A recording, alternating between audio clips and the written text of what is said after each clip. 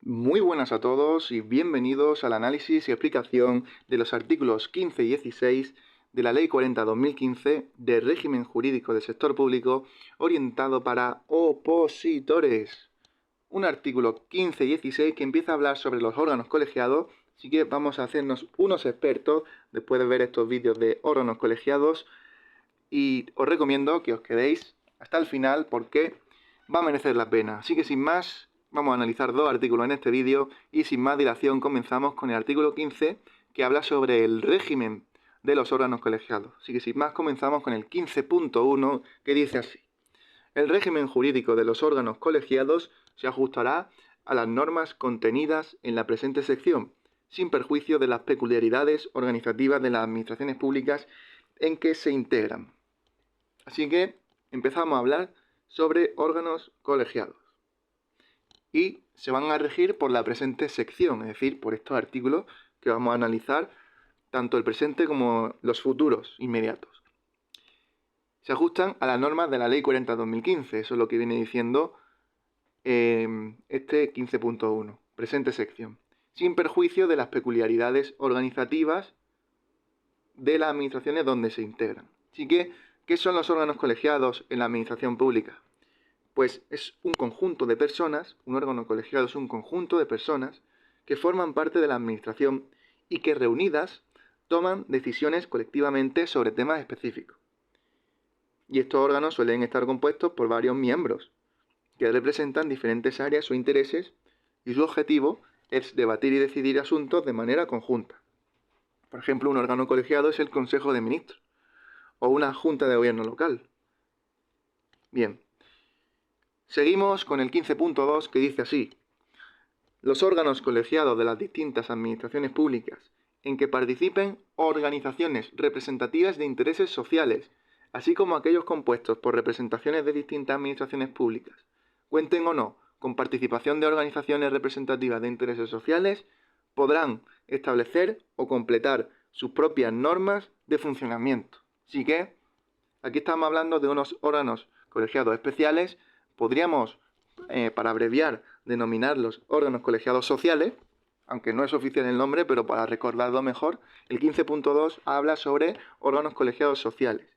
¿Qué son estos órganos colegiados sociales? Pues son los que participan organizaciones que representan intereses sociales. Así que, por ejemplo, asociaciones empresariales, grupos de ciudadanos.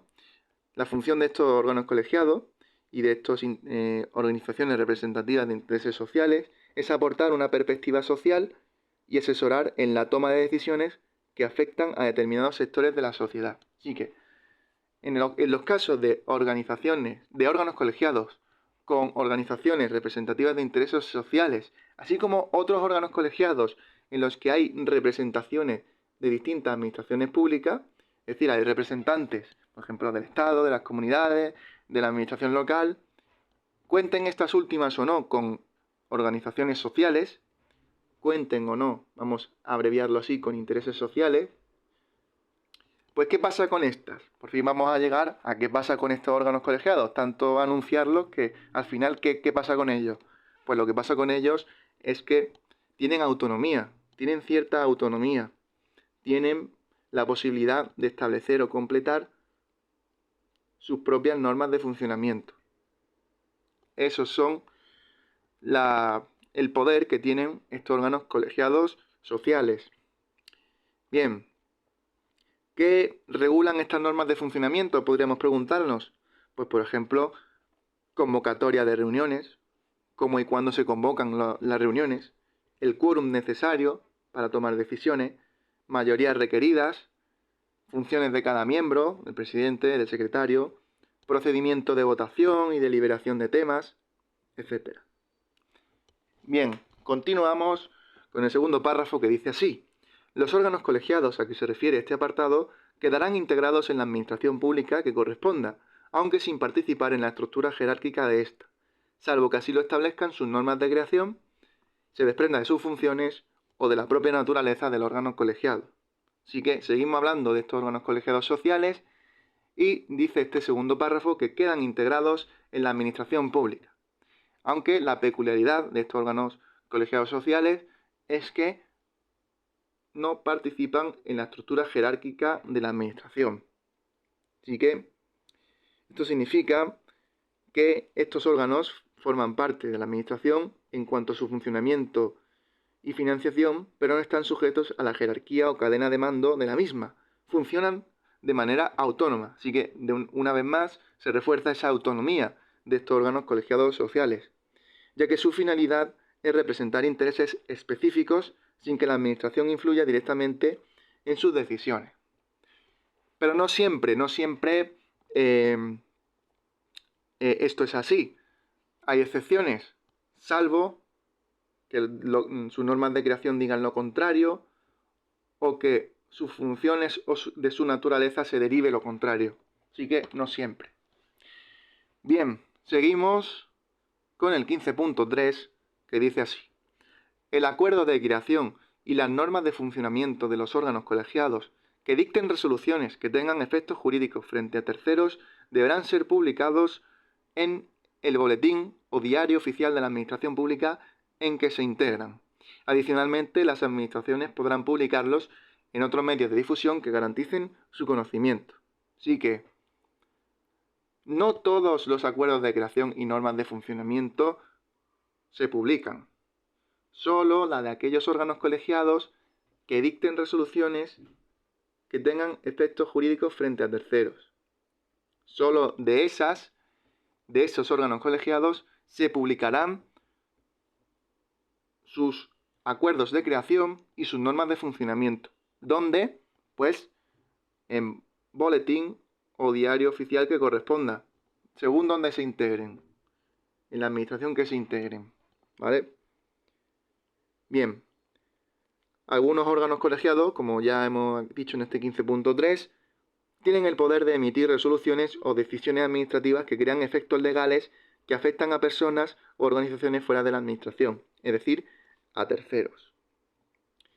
Bien, y adicionalmente, además de boletín o diario oficial de la administración en que se integran, existe la posibilidad, no el deber, sino la posibilidad de publicar en otros medios para garantizar el conocimiento de estos acuerdos de creación y normas de funcionamiento.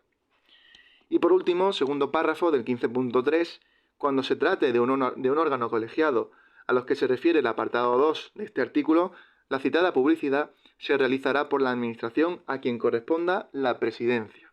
Así que, en el caso de los órganos colegiados sociales, que más o menos lo hemos subrayado en amarillo, pues esa publicidad de acuerdos de creación y normas de funcionamiento se realiza por la administración a quien corresponda la presidencia. Peculiaridad de esos órganos colegiados sociales. Bien, seguimos con el artículo 16, un artículo muy corto, por eso lo he incluido en el vídeo, que habla sobre una figura importante en los órganos colegiados, que es la de secretario. Así que, sin más, comenzamos con el 16.1, que dice así: los órganos colegiados tendrán un secretario, que podrá ser un miembro del propio órgano o una persona al servicio de la administración pública correspondiente. Así que, un secretario tendrán los órganos colegiados. Hay dos opciones de secretario. Puede ser un miembro del propio órgano, es decir, por ejemplo, el órgano tiene 7 miembros, uno de ellos es el secretario, o una persona al servicio de la administración correspondiente. Es decir, el órgano tiene 7 miembros y además un secretario, que es de la administración correspondiente. Así que esto significa que puede ser uno de los participantes del órgano colegiado o una persona designada específicamente para desempeñar las funciones de secretaría sin que tenga un papel activo en la toma de decisiones. Eso serían las dos posibilidades. ¿Y de qué se encarga un secretario? ¿Qué es un secretario en un órgano colegiado? Pues es la persona encargada de realizar funciones administrativas y de control que aseguren el funcionamiento adecuado y legal del órgano. Su papel es fundamental, pues se encarga de tareas como llevar actas, certificar decisiones y verificar que todos los procedimientos se siguen correctamente. Y en el 16.2 se especifica un poquito más qué hace un secretario. Corresponderá al secretario velar por la legalidad formal y material de las actuaciones del órgano colegiado, certificar las actuaciones del mismo y garantizar que los procedimientos y reglas de constitución y adopción de acuerdos son respetadas. Así que vela por la legalidad formal y material, certifica actuaciones, garantiza procedimientos y reglas de constitución y adopción de acuerdos. ¿Qué significa velar por la legalidad formal y material de actuaciones? Pues que el secretario es responsable de verificar que todas las decisiones y actuaciones del órgano se ajustan tanto a las leyes y normas aplicables, legalidad formal, como al espíritu y propósito de la ley, legalidad material. ¿Qué es certificar actuaciones? Pues el secretario da fe pública de las decisiones y acuerdos del órgano, lo que significa que tiene autoridad para confirmar la autenticidad y validez de sus actos. Esto incluye llevar actas oficiales, registrar votos, firmar documentos, etc. Y garantizar que los procedimientos y reglas de constitución y adopción de acuerdos son respetadas, pues esto asegura que las normas internas del órgano se cumplan en cada reunión y en cada decisión. Esta función ayuda a que los acuerdos adoptados sean válidos y respeten la normativa. Y por último, 16.3, concluimos, en caso de que el secretario no miembro sea suplido por un miembro del órgano colegiado, éste conservará todos sus derechos como tal. Así que, ¿a qué nos referimos con secretario no miembro? Secretario no miembro, pues al segundo caso del 16.1, a la persona al servicio de la administración pública. ¿Qué pasa si ese secretario no miembro es suplido por un miembro del órgano colegiado? Pues que ese miembro, el sustituto, que es un miembro real, pues conserva todos sus derechos como tal. Sigue siendo miembro. Así que sin más, queda analizado estos artículos 15 y 16 de órganos colegiados.